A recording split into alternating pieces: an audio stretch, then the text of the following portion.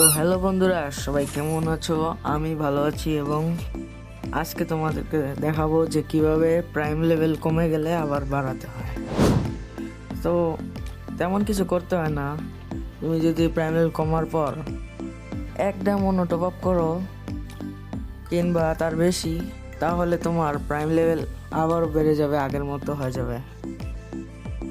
তো সেটাই করব আজকে আমরা আমাদের আইডিতে।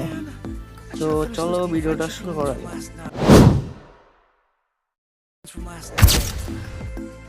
তো সবার এখন আমার প্রাইম লেভেল 1 আছে। এখন আমি ডায়মন্ডটা কিনে আনি।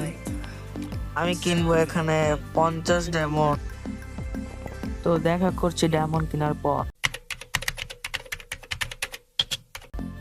তো চলো দেখে নি আমার আইডিতে ডায়মন্ড কেনার পর কি হলো।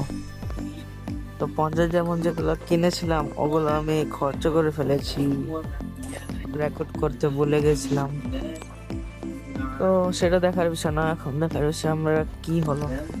তো আপনারা দেখতে পাচ্ছেন আমার 4 লেভেল হয়ে গেছে, প্রাইম লেভেল 4।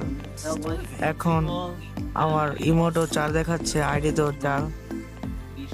ভালোই। এখন ও আমার গ্লোয়ালও 4 দেখাচ্ছে। তো ভিডিওটা যদি একটু হেল্পফুল লেগে থাকে তাহলে চ্যানেল সাবস্ক্রাইব করে দিন, আর কিউ গেমিং চ্যানেল।